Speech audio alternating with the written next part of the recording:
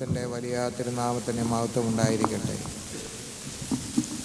അഭിയന്നരായ സഹോദര മെത്രാപ്പൊലീത്തന്മാരെ, ബഹുമാനപ്പെട്ട റമ്പാച്ചന്മാരെ, ബഹുമാന്യരായ കോറപ്പീസ്കോപ്പമാരെ, വൈദിക ശ്രേഷ്ഠരെ, ഇന്ന് ഈ ദേവാലയത്തിൽ സന്നിഹിതരായിരിക്കുന്ന വിശ്വാസികളുടെ സമൂഹമേ, പരിശുദ്ധ പാമ്പാടി തിരുമേനിയുടെ 49ാമത്തെ ഓർമ്മ പെരുന്നാൾ നാം ഇവിടെ ആഘോഷിക്കുകയാണ്. 2 പിതാക്കന്മാരാണ് ഈ ദേവാലയത്തിൽ അന്ത്യവിശ്രമം കൊള്ളുന്നത്. 2 പിതാക്കന്മാരും കോട്ടയം ഭദ്രാസനത്തിൻ്റെ മേലധ്യക്ഷന്മാരായിരുന്നു.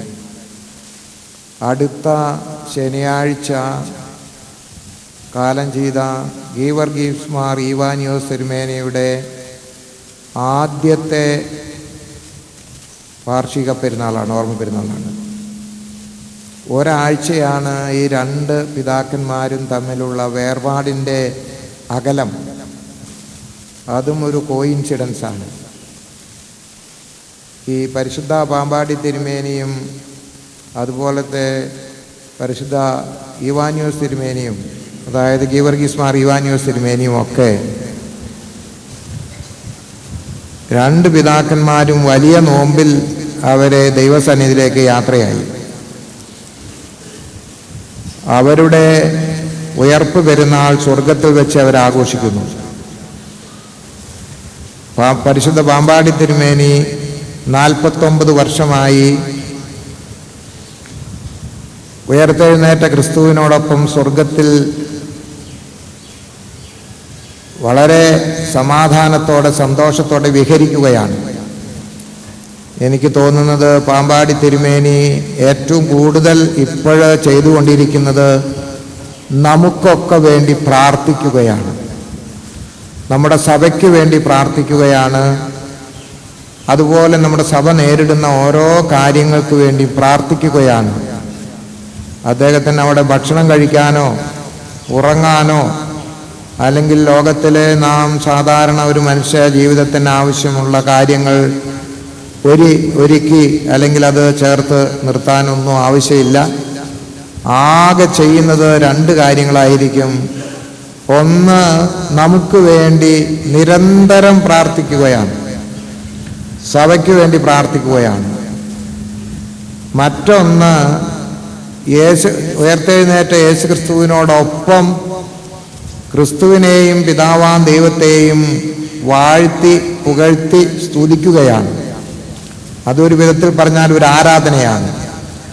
ആ സ്വർഗീയമായി ദൈവത്തെ ആരാധിക്കുകയും പാപികളായി നമുക്ക് വേണ്ടി പ്രാർത്ഥിക്കുകയും ചെയ്യുന്നു. ഈ 2 കാര്യമായിരിക്കും പരിശുദ്ധ പാമ്പാടി തിരുമേനിയും പരിശുദ്ധ ഗീവർഗീസ് മാർ ഈവാനിയോസ് തിരുമേനിയും ചെയ്തുകൊണ്ടിരിക്കുന്നത് എന്ന് ഞാൻ വീക്ഷിക്കുകയാണ്, അല്ലെങ്കിൽ അത് ആ വിധത്തിൽ വിശ്വസിക്കുകയാണ്.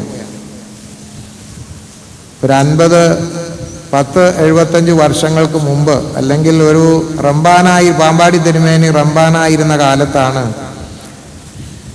ഈ കുന്നിൻ്റെ പുറകിലേക്ക് നെറുകയിലേക്ക് അദ്ദേഹം കയറി വരുന്നത്. റോഡില്ല, യാത്രാ സൗകര്യമില്ല, മനുഷ്യരില്ല. അദ്ദേഹത്തിൻ്റെ ലക്ഷ്യമെന്ന് പറയുന്നത് ഈ ഏകാന്തതയിലിരുന്ന് പ്രാർത്ഥിക്കുകയാണ്. ലോകപ്രകാരം പരിശുദ്ധ പാമ്പാടി തിരുമേനി ഒരു മഹാപണ്ഡിതനായിരുന്നില്ല. കാരണം അദ്ദേഹത്തിൻ്റെ ലോകവിദ്യാഭ്യാസം എന്ന് പറയുന്നത് അല്പമാണ്. പക്ഷേ അദ്ദേഹം ദൈവത്തിൻ്റെ മുമ്പിൽ പണ്ഡിതനും സമ്പന്നനുമായിരുന്നു. പരിശുദ്ധ പാമ്പാടി തിരുമേനി ലോകപ്രകാരം ധനമില്ലാത്തവനായിരുന്നു. പക്ഷേ ഈ ദൈവത്തോടൊപ്പം അദ്ദേഹം സമ്പന്നനായിരുന്നു. ആർക്കും ചെയ്യുവാൻ കഴിയാത്തതും അസാധ്യവുമായ, പണം കൊടുത്താൽ നേടാൻ കഴിയാത്തതുമായ അനേക അത്ഭുതങ്ങൾ ആ പരിശുദ്ധ പിതാവിനെ പ്രവർത്തിക്കുവാൻ കഴിഞ്ഞു. അപ്പോൾ അദ്ദേഹം ലോകപ്രകാരം പണ്ഡിതനായിരുന്നില്ല, ദൈവത്തോടൊപ്പം സമ്പന്നനായിരുന്നു, പണ്ഡിതനായിരുന്നു. അദ്ദേഹം ഒരു തീർത്ഥാടനം 1935 വടക്കൻ ഭാഗങ്ങളിലേക്ക് നടത്തി. തീർത്ഥാടനം എന്ന് പറയുന്നത് ആ അർത്ഥത്തിലല്ല. അവിടെയുള്ള മനുഷ്യരെ, ഞാനൊക്കെ ജനിച്ചു വളർന്ന നാട്ടിലേക്ക്, അവിടെയുള്ള മനുഷ്യരെ പകർച്ചവ്യാധി കൊണ്ട് പിടഞ്ഞു വീണ് മരിക്കുമ്പോൾ അവിടേക്ക് പോകാനുള്ള നിർബന്ധം പിടിച്ച്, കൊച്ചു കുട്ടികൾ വാശി പിടിക്കുന്നത് പോലെ വാശി പിടിച്ച് തിരുമേനി ഒരു യാത്ര ആ പ്രദേശത്തേക്ക് നടത്തി. അതായത് കുന്നംകുളത്തേക്ക്. 1935 പലരും തിരുമേനിയെ വരരുതെന്ന് പറഞ്ഞ് ഉപദേശിച്ചു എന്നാണ് ഞാൻ കേട്ടിട്ടുള്ളത്. പ്രത്യേകിച്ച് പരിശുദ്ധ ഗീവർഗീസ് ദിയൻ ബാവ തിരുമേനി അത് വളരെ സ്നേഹത്തോടെ വിലക്കുന്നുണ്ട്. കാരണം വലിയ ബാവ തിരുമേനി പോകാനാണ് ആദ്യം ഒരുങ്ങിയത് എന്ന് കേൾക്കുന്നു. അപ്പോൾ കൊച്ചുമെത്രാച്ചൻ എന്നുള്ള രീതിയിൽ പരിശുദ്ധ പാമ്പാടി തിരുമേനി പറയുന്നൊരു മറുപടി ഉണ്ട്. അങ്ങ് ആ മരണത്തിൻ്റെ വായിലേക്ക് പോയി അങ്ങ് ഈ ലോക വാസം വെടിഞ്ഞാൽ ഈ സഭ വിധവയായിത്തീരും. ഞാൻ പോയി അത് അഥവാ ഇനി മരണത്തിൻ്റെ വായിലേക്ക് പോയാലും മലങ്കര സഭ വിധവയാകുകയില്ല. എന്തൊരു വിശാല മനസ്ഥിതിയാണ്! ഒരു പകർച്ചവ്യാധി കൊണ്ട് കൃത്യമായി ചികിത്സയൊന്നുമില്ലാതെ മനുഷ്യരെ പടപടാന്ന് പറഞ്ഞ് മരണമടയുമ്പോൾ ഞാൻ അങ്ങോട്ട് പോകാമെന്ന് കുഞ്ഞു കുട്ടികൾ വാശി പിടിക്കുന്നത് പോലെ ഒരു പിതാവ് ഒരു വലിയ അപകട മേഖലയിലേക്ക് യാത്ര ചെയ്തു. അതുകൊണ്ടും കൂടിയാണ് ആ നാട്ടിലെ ആളുകൾ ഇപ്പോഴും അത് അവരെ വായ്മൊഴിയിലൂടെയും അത് കണ്ടിട്ടുള്ളവരും അവിടെ ഉണ്ട്. ഇപ്പോഴവർ കുറച്ചേ കാണുള്ളായിരിക്കും. 1935 ഒരു 15 വയസ്സ് 10 വയസ്സുള്ളവരൊക്കെ കണ്ടു കാണുള്ളൂ. ഇപ്പോൾ ഒരു 10-90 വയസ്സുള്ളവർക്ക് ആ തിരുമേനി അവിടെ വെച്ച് കാണാൻ സാധിച്ചു കാണുള്ളൂ. ആ സന്ദർഭത്തിൽ ഞാൻ പറഞ്ഞത്, മരണത്തെ ഒന്നും പേടിയില്ല ഈ പരിശുദ്ധന്മാർക്കൊന്നും. നമ്മളൊക്കെ മരണത്തെയും രോഗത്തെയും എന്തുമാത്രം പേടിക്കുന്നത്. കാരണം നമുക്ക് ഭയങ്കര പേടിയാണ്. കാരണം നമ്മുടെ ഒരു മാനസികാവസ്ഥ അതാണ്. അതാരും കുറ്റപ്പെടുത്തിയിട്ട് കാര്യമില്ല. നമുക്ക് കുട്ടികൾ, കുഞ്ഞുങ്ങൾ, സ്വപ്നങ്ങൾ, പ്രതീക്ഷകൾ, ധനം വേണം, അങ്ങനെ ഒത്തിരി കാര്യങ്ങളുണ്ട്. അങ്ങനെ വിചാരിക്കുമ്പോൾ പിന്നെ തിരിച്ചു വരാൻ ഒക്കുമോ ഇല്ലയോ എന്നുള്ളത് സംശയാസ്പദമായൊരു സ്ഥലത്തേക്കൊന്നും നമ്മളാരും പോകുകയൊന്നുമില്ല. അതത്ര ഒരു സുഖകരമായ യാത്രയല്ലല്ലോ. സ്നേഹമുള്ളവരെ ഒട്ട് വിടാനും തയ്യാറല്ല. അപ്പോൾ ഈ പരിശുദ്ധ പാമ്പാടി തിരുമേനി എന്ന് നമ്മൾ വിചാരിക്കുമ്പോൾ അദ്ദേഹത്തിൻ്റെ പേര് തന്നെ പറയാൻ നമുക്ക് പേര് പറയുകയില്ല. പാമ്പാടി തിരുമേനി എന്നേ പറയുള്ളൂ. ആ ദേശത്തിൻ്റെ തിരുമേനിയാണ്. അത് എല്ലാ മത സഹോദരങ്ങൾക്കും, എല്ലാ മതത്തിൽ വിശ്വസിക്കുന്നവരും ഈ പരിശുദ്ധ പിതാവിൻ്റെ പേര് കുറിയാക്കോസ് മാർ ഗ്രിഗോറിയോസ് തിരുമേനി ആണെന്ന് നിശ്ചയമില്ലാത്ത ആയിരക്കണക്കിന് പേര് കാണുമെന്ന് എൻ്റെ വിചാരം. പാമ്പാടി തിരുമേനി എന്ന് മാത്രം പറഞ്ഞാൽ മതി, അത് എല്ലാവർക്കും അറിയാം. അപ്പോൾ ദൈവഭക്തിയേക്കാൾ വലിയ ധനം ലോകത്തിലില്ല. ദൈവഭക്തി ഉണ്ടെങ്കിൽ ദൈവം നമ്മോടുകൂടെ ഉണ്ട്.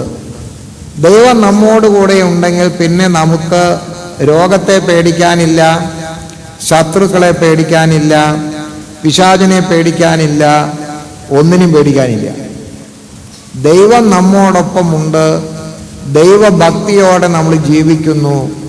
ദൈവത്തിൻ്റെ മുമ്പിൽ ഒരു കൊച്ചു കുട്ടിയെപ്പോലെ ജീവിക്കാൻ നമുക്ക് കഴിയുന്നു.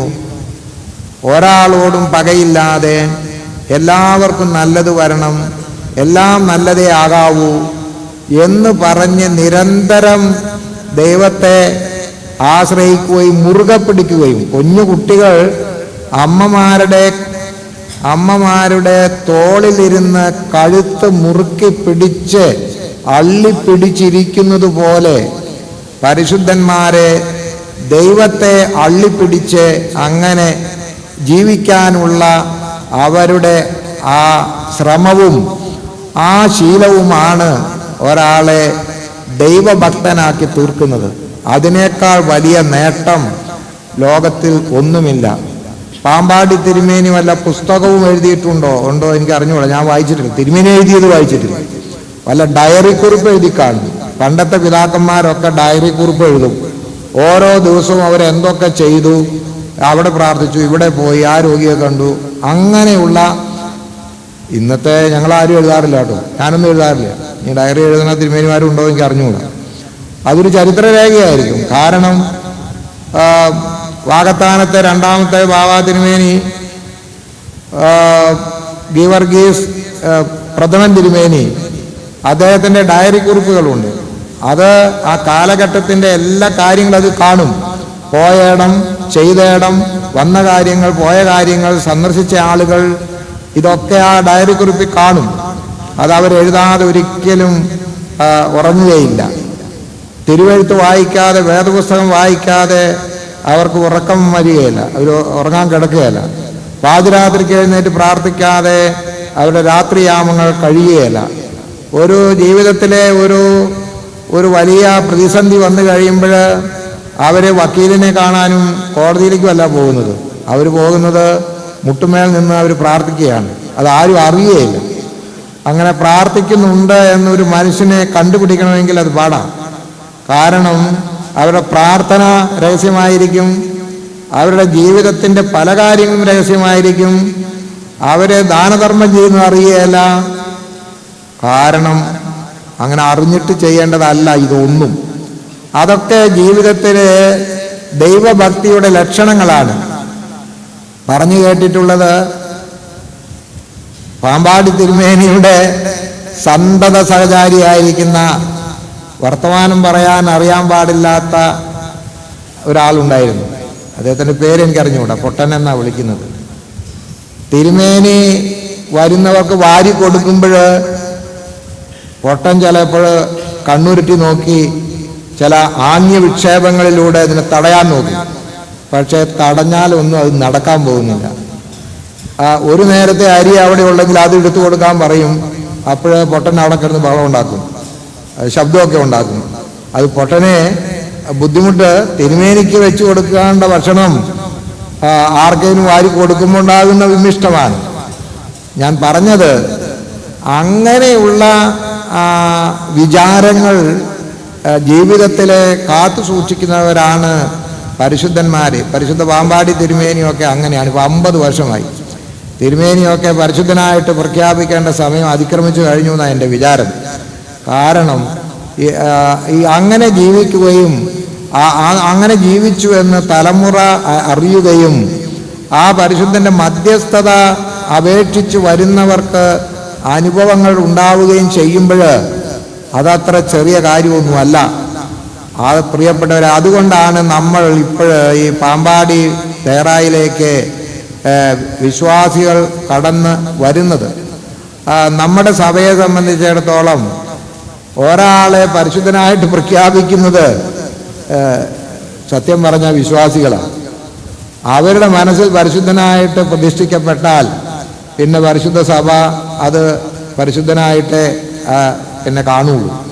പരിശുദ്ധ പരിമളത്തിന് വേണ്ട കാര്യവും അങ്ങനെയൊക്കെ തന്നെയാണെന്ന് ഞാൻ മനസ്സിലാക്കുന്നത്. കാരണം അല്ലാതെ പ്രത്യേകിച്ച് എല്ലാവരും വളഞ്ഞ് ഇരുന്ന് കൂടി അതൊക്കെ അതിൻ്റെ ആ ഒരു കൽപ്പന ഇറക്കുന്നതൊക്കെ അതിൻ്റെ ഔപചാരികത എന്ന് മാത്രമേ ഉള്ളൂ. വിശ്വാസികൾ അവരുടെ അനുഭവങ്ങളിലൂടെ ദൈവഭക്തിയുള്ളവരെ തിരിച്ചറിയും. എനിക്ക് നിങ്ങളോടൊരു കാര്യം പറയാനുള്ളത്, ദൈവഭക്തിയുള്ള ആളുകളുടെ എണ്ണം കുറഞ്ഞു വരുന്നു എന്നുള്ളതാണ്. അറിയാൻ വയ്യ, വല്ലവരുമൊക്കെ ഉണ്ടോ നിശ്ചയമില്ല. ഈ മിസ്രൈമിലേക്ക് ബാധ വരുത്തിയപ്പോൾ എല്ലാവരെയും കൂടിയാണ് ശിക്ഷിച്ചത് തമ്പുരാൻ. എന്ന് പറയുന്നത് പോലെ ഇപ്പോഴ് നമ്മളെ ശിക്ഷിക്കുന്നത് വൃക്ഷങ്ങളും സൂര്യനും ഭൂമിയും ജീവജാലങ്ങളും ഒക്കെയാണ്. അതിനർത്ഥം എല്ലാവരെയും എല്ലാവരെയും ദൈവസന്നിധിയിലേക്ക് തല ഉയർത്തി ഒന്ന് നോക്കുവാൻ വേണ്ടിയുള്ള സൂചനകളാണ്. ഇന്നലത്തെയൊക്കെ ചൂടെന്ന് പറയുന്നത് 40 ഡിഗ്രിയാണെന്നാണ് പറയുന്നത്. എല്ലാവരും ഷൂ എന്ന് പറഞ്ഞിട്ടാണ് എല്ലാവരും നടക്കുന്നതും ഇരിക്കുന്നതും ഒക്കെ. സർക്കാർ പറഞ്ഞു 12 മണി മുതൽ 3 മണി വരെ ആരും വെയിലത്ത് ഇറങ്ങരുത്, കാരണം ചത്തുപോകും, ആർക്കും വെള്ളം കുടിക്കാൻ കിട്ടാനില്ല. അപ്പോൾ വെള്ളം കുടിക്കാൻ കിട്ടാനില്ല, സുഖകരമായി ജീവിക്കേണ്ട കാലാവസ്ഥ ചുട്ടുപഴുത്ത് മീൻ ചുട്ടെടുത്തതുപോലെയുള്ള നിലയിൽ മനുഷ്യനാകുകയാണ്. ഇതൊക്കെ ഒരു തരം ബാധയാണ് എൻ്റെ വിചാരം. കാരണം നമ്മൾ ഇപ്പോൾ കൂട്ടത്തോടെയാണ് ദൈവത്തിന് വിരോധമായിട്ട് ഇറങ്ങുന്നത്. അങ്ങനെ ദൈവത്തിന് വിരോധമായി കൂട്ടത്തോടെ പ്രവർത്തിക്കാൻ തുടങ്ങുമ്പോൾ അതേ നാണയത്തിൽ തന്നെ നമുക്കും പണി തരുന്നു എന്നുള്ളതാണ് എനിക്ക് തോന്നുന്നത്. ഈ സമയത്ത് നമ്മളൊന്ന് നമ്മുടെ ഉള്ളിലേക്കൊന്ന് നോക്കാനുള്ള സമയമായി. പാമ്പാടി തിരുമേനി പ്രാർത്ഥിക്കുന്നത്, എൻ്റെ ഒരു വിചാരം, തമ്പുരാനെ ഞങ്ങളുടെ കേരളത്തിലെ ജനങ്ങളെ നീ ശിക്ഷിക്കരുതേ എന്ന് പറഞ്ഞ് പ്രാർത്ഥിക്കുന്നുണ്ടാകും. ലോത്ത് സോദോമിലും ഗൊമോറായിലും ചെന്ന് അതിനെ ശിക്ഷിക്കാനുള്ള ഒരു തീരുമാനം എടുക്കുമ്പോൾ, അബ്രഹാം എടുക്കുമ്പോൾ, അയ്യോ അവരെ ചെയ്യരുത്, 50 പേര് നിന്റെ നാട്ടിലെ ഭക്തന്മാരുണ്ടെങ്കിൽ ഞാൻ ഈ നാടിനെ ശിക്ഷിക്കയില്ല എന്ന് പറഞ്ഞു. അങ്ങനെ പറഞ്ഞ് ദേഷ്യം വരും. അതുപോലെ പറയുന്നു. 40 ആയാലോ 40 മതി, 35 35 മതി, 30 30 മതി. തല ചൊറിഞ്ഞ് 10 വരെ പറഞ്ഞു. എവിടെ 10 ഒന്നും കിട്ടിയില്ല. അവസാനം ഈ ലോത്തിൻ്റെയും കുടുംബം മാത്രമേ രക്ഷപ്പെട്ടുള്ളൂ. എന്നിട്ടോ ആ സോദോമും ഗൊമോറായും ആകെ ചുട്ട് എരിച്ച് നാശമാക്കി. ഞാൻ പറയുന്നത്, ഇപ്പോഴ് ദൈവം നമ്മളോട് ഇങ്ങനെയൊക്കെ കരുണയില്ലാതെ പെരുമാറുന്നുണ്ടോ? നമ്മൾ പറയും യേശു ക്രിസ്തു സ്നേഹമുള്ള ആളാണ്, നമുക്ക് എന്ത് തോന്നിയാസം ചെയ്യാം, നമുക്ക് എന്ത് ചെയ്താലും ഒരു കുഴപ്പമില്ല, അതൊക്കെ തമ്പുരാൻ ക്ഷമിച്ചോളും, ഞങ്ങൾ കള്ളയെ കുടിക്കത്തുള്ളൂ, ഞങ്ങൾ പിന്നെ അഴിമതിയെ ചെയ്യുകയുള്ളൂ, ഞങ്ങൾ കുട്ടികളെയും സ്ത്രീകളെയും പീഡിപ്പിക്കും, ഞങ്ങൾ മണൽ വാരും, ഞങ്ങൾ വൃക്ഷം വെട്ടിവെക്കും, ഞങ്ങൾ സിമെൻറ്റ് കൂടാരം ഇങ്ങനെ ദിവസവും പണിത് കൂട്ടും, അങ്ങനെ കുറേ ഞങ്ങളത് ചെയ്യും ഇത് ചെയ്യും എന്ന് പറയുമ്പോൾ കൂട്ടത്തോടെ മിസ്രൈമിലുണ്ടായ ബാധ പോലെ 1, 2, 3, 4 എന്ന് പറഞ്ഞ് തിരിച്ച് നമുക്കും തമ്പുരാൻ പണി തരും. ആ പണി തരുന്നത് അതുപോലെയാണ് എനിക്ക് തോന്നുന്നത്. അങ്ങനെ ചെയ്യില്ല എന്നാണ് നമ്മുടെ ഒരു വെപ്പ്. പക്ഷേ ചെയ്തു തുടങ്ങി. നമുക്ക് പുറത്തോട്ടൊന്നും ഇറങ്ങാൻ മേല. എന്തായിരിക്കും സ്ഥിതി? വീടില്ലാത്തവരും അതുപോലെ വെയിലിൽ പോയി ജോലി ചെയ്യുന്നവരും മേൽക്കൂരയില്ലാത്തവരും ഒക്കെ എന്തായിരിക്കും? ഇപ്പോഴേ 40 ഡിഗ്രി ചൂടാണെങ്കിൽ ഇനിയും കിടക്കുന്നേയുള്ളൂ 2 മാസം കൂടെ. എന്തായിരിക്കും നമ്മുടെ സ്ഥിതിവിശേഷമെന്ന് നമുക്കിപ്പോൾ പ്രവചിക്കാൻ പറ്റുകയില്ല. ഇങ്ങനെയുള്ള സമയങ്ങളിലൊക്കെ നമ്മൾ വിചാരിക്കേണ്ടത്, ദൈവമേ, ഞങ്ങളുടെ ഉള്ളിലേക്കൊന്ന് നോക്കുവാൻ ഞങ്ങൾ ആഗ്രഹിക്കുന്നു. ഞങ്ങൾ കുറേ അബദ്ധങ്ങളും അതുപോലെ കുറേ ദോഷങ്ങളും കുറ്റങ്ങളും ഒക്കെ ചെയ്തിട്ടുണ്ട്.